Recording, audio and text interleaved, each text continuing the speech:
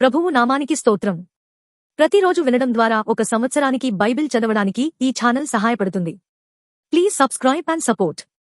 హృదయపూర్వక ధన్యవాదాలు. నేటి వేద భాగం యెషయా గ్రంథము 39వ అధ్యాయము. ఆ కాలమందు బబులోను రాజును బలదాను కుమారుడునైన నిరోధక్బలదాను హిజ్కియా రోగి అయి బాగుపడిన సంగతి విని పత్రికలను కానుకను అతని యొద్దకు పంపగా, హిజ్కియా దూతలు వచ్చిన మాట విని వారిని లోపలికి రప్పించి తన ఇంటనేమి రాజ్యమందేమి కలిగిన సమస్త వస్తువులలో దేనిని మరుగు చేయక తన పదార్థములు గల కొట్టును, వెండి బంగారములను, గంధవర్గములను, పరిమళ తైలమును, ఆయుధశాలను, తన పదార్థములలోనున్న సమస్తమును వారికి చూపించెను.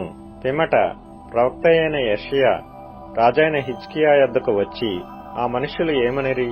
నీ యొద్దకు ఎక్కడి నుండి వచ్చిరి అని అడుగగా, హిజ్కియా, బబులోనను దూరదేశము నుండి వారు వచ్చి ఉన్నారని చెప్పెను.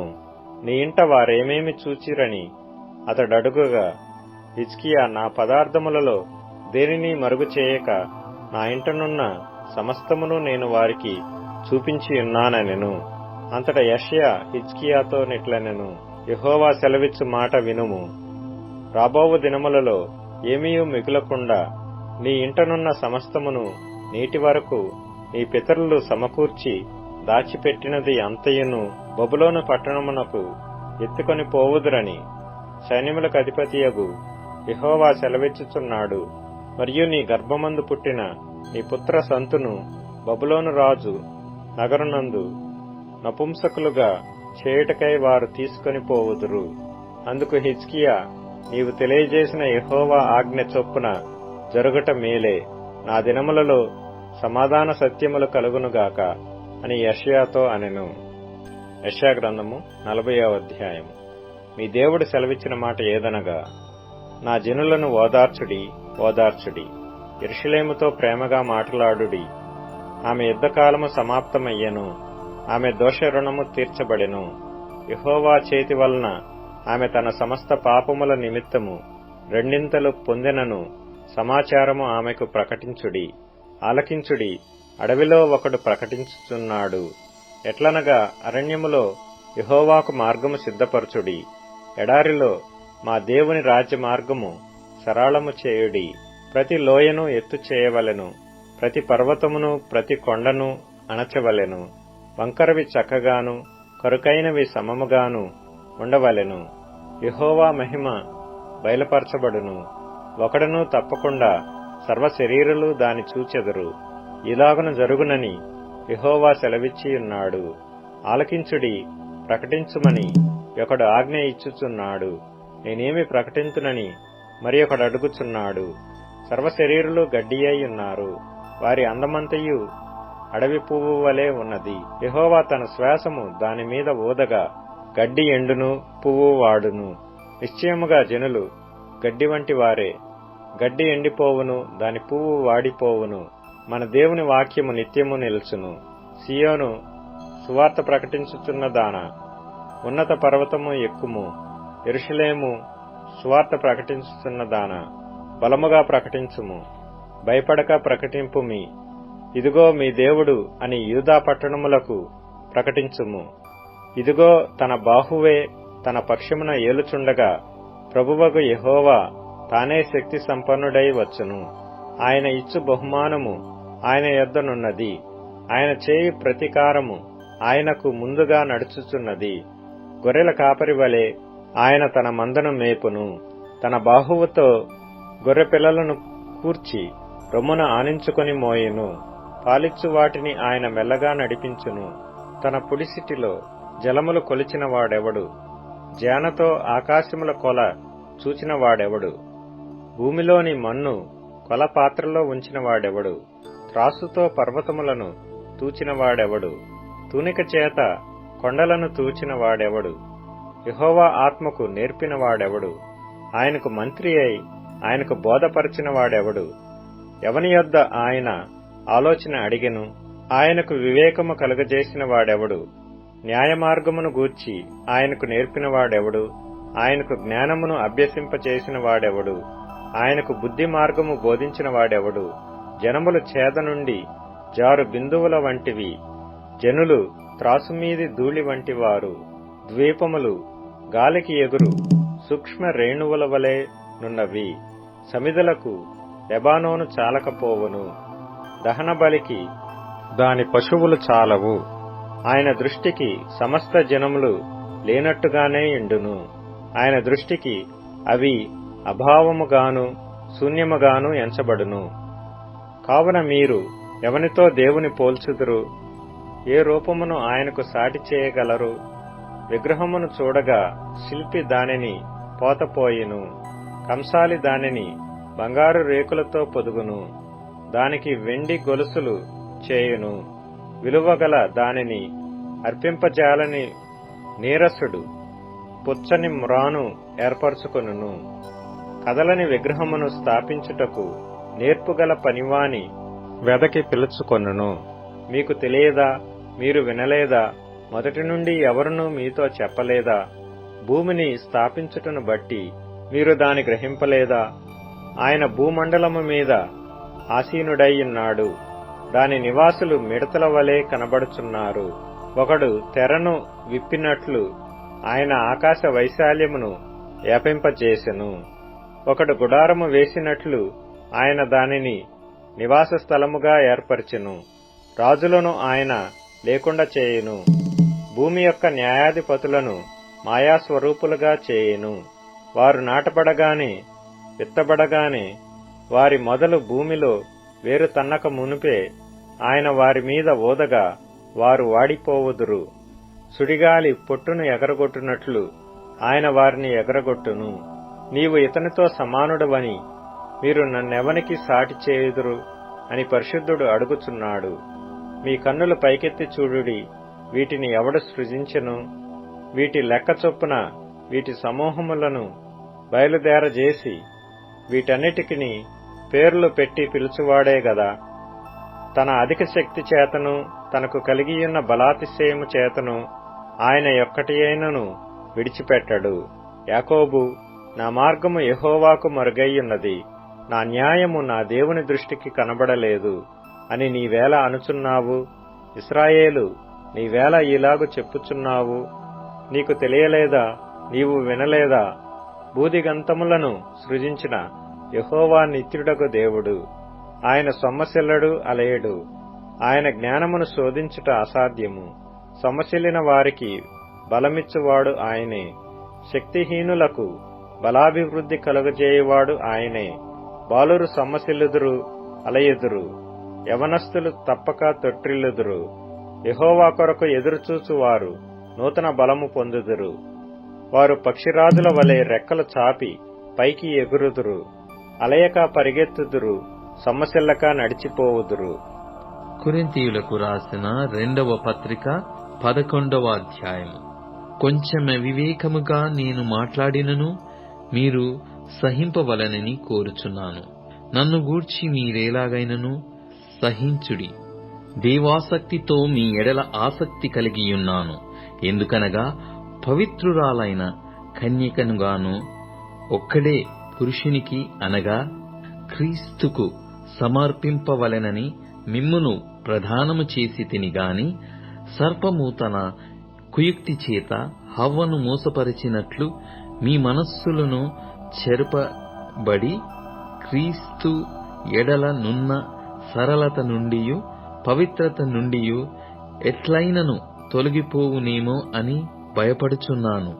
ఏలయనగా వచ్చిన వాడెవడైనను మేము ప్రకటింపని మరియొక యేసును ప్రకటించినను, లేక మీరు పొందని మరియొక ఆత్మను మీరు పొందినను, మీరు అంగీకరింపని మరియొక సువార్త మీరు అంగీకరించినను, మీరు వానిని గూర్చి సహించుట యుక్తమే.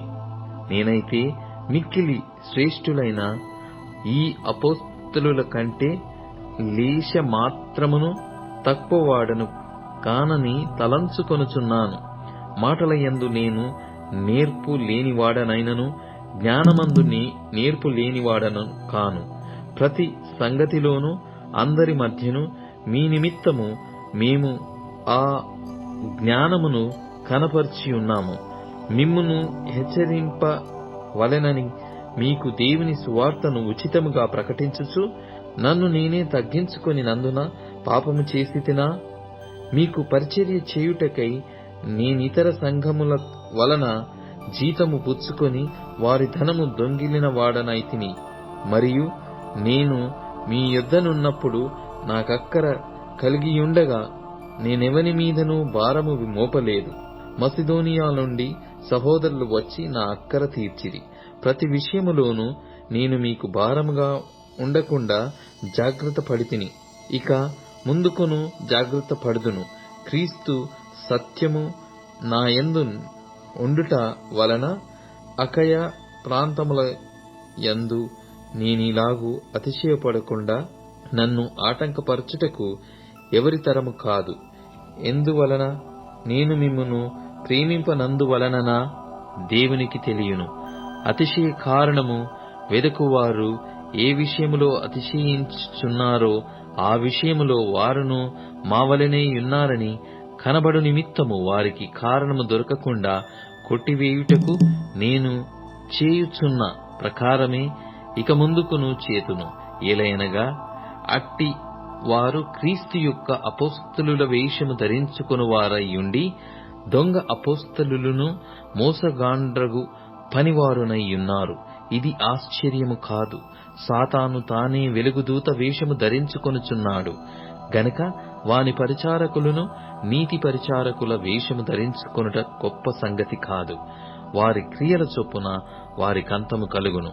నేను అవివేకినని ఎవడునూ తలంచవద్దని మరల చెప్పుచున్నాను. అట్లు తలంచిన ఎడల నేను కొంచెము అతిశయపడునట్లు నన్ను అవివేకినైనట్టుగానే నేర్చుకొనుడి. నేను చెప్పుచున్నది ప్రభువు మాట ప్రకారము చెప్పుటలేదు గాని ఇట్లు అతిశయపడుటకు ఆధారము కలిగి అవివేకి వలె చెప్పుచున్నాను. అనేకులు శరీర విషయములో అతిశయపడుచున్నారు గనుక నేనును అలాగే అతిశయపడుదును. మీరు వివేకులయ్యుండి సంతోషముతో అవివేకులను సహించుచున్నారు. ఒకడు మిమ్మును దాస్యమునకు లోపర్చినను, ఒకడు మిమ్ము మృంగివేసినను, ఒకడు మిమ్ము వశపర్చుకొనినను, ఒకడు తన్ను గొప్ప చేసుకొనినను, ఒకడు ముఖము మీద మిమ్మును కొట్టినను మీరు సహించుచున్నారు. మేము బలహీనులమై ఉన్నట్టు అవమానముగా మాటలాడుచున్నాను. ఏ విషయమందును ఎవడైనా ధైర్యము కలిగి ఉన్నాడో ఆ విషయమందు నేను కూడా ధైర్యము కలిగిన వాడను. అవివేకముగా మాటలాడుచున్నాను. సుమా, వారు హెబ్రీయులా? నేనును హెబ్రీయుడనే. వారు ఇశ్రాయేలీయులా? నేనును ఇశ్రాయేలీయుడనే. వారు అబ్రహాము సంతానమా? నేనును అట్టివాడనే. వారు క్రీస్తు పరిచారకులా? వెర్రివాని వలె మాటలాడుచున్నాను. నేనును మరి ఎక్కువగా క్రీస్తు పరిచారకుడను.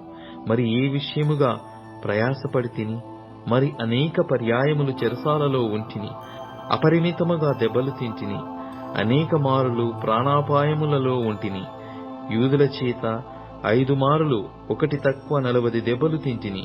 3 మారు బెత్తములతో కొట్టబడి తిని, ఒకసారి రాళ్లతో కొట్టబడి తిని, 3 మారు ఓడ పగిలి శ్రమపడి తిని, ఒక రాత్రింబగళ్ళు సముద్రములో గడిపి తిని, అనేక పర్యాయములు ప్రయాణములలోనూ, నదుల వలనైన ఆపదలలోనూ, దొంగల వలనైన ఆపదలలోనూ, నా స్వజనుల వలనైన ఆపదలలోనూ, అన్యజనుల వలనైన ఆపదలలోనూ, పట్టణములో ఆపదలలోనూ, అరణ్యములో ఆపదలలోనూ, సముద్రములో ఆపదలలోనూ, కపట సహోదరుల వలని ఆపదలలోనూ ఉంటిని. ప్రయాసముతోనూ కష్టముతోనూ, తరచుగా జాగరణములతోనూ, ఆకలి దప్పులతోనూ, తరచుగా ఉపవాసములతోనూ, చలితోనూ, దిగంబరత్వముతోనూ ఉంటిని. ఇంకను చెప్పవలసినవి అనేకములున్నవి. ఇవియునుగాక సంఘములన్నిటిని గూర్చిన చింతయు కలదు. ఈ భారము దినదినమును నాకు కలుగుచున్నది. ఎవడైనను బలహీనుడాయనా? నేనును బలహీనుడను కానా? ఎవడైనను తొట్రుపడినా నాకును మంట కలుగదా? అతిశయపడవలసి ఉంటే నేను నా బలహీనత విషయమై సంగతులను గూర్చియే అతిశయపడుదును. నేనబద్ధమాడుట లేదని నిరంతరము స్తుతింపబడుచున్న మన ప్రభువగు యేసు యొక్క తండ్రి అయిన దేవుడు ఎరుగును. దమస్కులో అరెత అను రాజు క్రింద ఉన్న అధిపతి నన్ను పట్టగోరి కావలియుంచి దమస్కీయుల పట్టణములను భద్రము చేసెను. అప్పుడు నేను కిటికీ గుండా గోడ మీది నుండి గంపలో దింపబడి అతని చేతిలో నుండి తప్పించుకొని పోతిని. కీర్తనల గ్రంథం 79వ కీర్తన. దేవా, అన్యజనులు నీ స్వాస్థ్యములోనికి చొరబడి ఉన్నారు. వారు నీ పరిశుద్ధాలయమును అపవిత్రపరచియున్నారు. యెరూషలేము పాడు దిబ్బలుగా చేసియున్నారు. వారు నీ సేవకుల కళేబరములను ఆకాశ పక్షులకు ఎరగాను, నీ భక్తుల శవములను జంతువులకు ఆహారముగాను పారవేసియున్నారు. ఒకడు నీళ్లు పోసినట్లు యెరూషలేము చుట్టూ వారి రక్తము పారబోసియున్నారు. వారిని పాతిపెట్టు వారెవరునూ లేరు. మా పొరుగు వారికి మేము అసహ్యులమైతిమి. మా చుట్టున్న వారు మమ్ము నపహసించి ఎగతాళి చేసెదరు. యెహోవా, ఎంతవరకు కోపపడుదువు? ఎల్లప్పుడూ కోపపడుదువా? నీ రోధము అగ్నివలే ఎల్లప్పుడూ మండునా? నిన్నెరుగని అన్యజనుల మీదను, నీ నామమును బట్టి ప్రార్థన చేయని రాజ్యముల మీదను నీ ఉగ్రతను కుమ్మరించుము. వారు యాకోబు సంతతిని మృంగివేసియున్నారు. వారి నివాసమును పాడు చేసియున్నారు. మేము బహుగా కృంగియున్నాము. మా పూర్వుల దోషములు జ్ఞాపకము చేసుకుని నీవు మా మీద కోపముగా నుండకుము. నీ వాత్సల్యము త్వరగా మమ్ము నెదుర్కొననిమ్ము. మా రక్షణకర్తవగు దేవా, నీ నామ ప్రభావమును బట్టి మాకు సహాయము చేయుము. నీ నామమును బట్టి మా పాపములను పరిహరించి మమ్మును రక్షింపుము. వారి దేవుడెక్కడా నున్నాడని అన్యజనులు పలుకునేలా, మేము చూచుచుండగా ఓర్చబడిన నీ సేవకుల రక్తమును గూర్చిన ప్రతిదండన జరిగినట్లు అన్యజనులకు తెలియబడనిమ్ము. చెరలోనున్న వాని నిట్టూర్పు నీ సన్నిధికి రానిమ్ము. నీ బాహుబలాతిశయమును చూపుము. చావునకు విధింపబడిన వారిని కాపాడుము. ప్రభువా, మా పొరుగువారు నిన్ను నిందించిన నిందకు ప్రతిగా వారి ఎదలోనికి ఏడంతలు నిందను కలగజేయుము. అప్పుడు నీ ప్రజలమును నీ మంద గొర్రెలమునైన మేము సదాకాలము నీకు కృతజ్ఞతాస్తుతులు చెల్లించెదము. తరతరములు వరకు నీ కీర్తిని ప్రచురపరచెదము. ఇప్పుడు ట్యూన్ఇన్, స్పాటిఫై, అమెజాన్ మ్యూజిక్ మరియు యూట్యూబ్ మ్యూజిక్ లో కూడా అందుబాటులో ఉంది. Please follow us.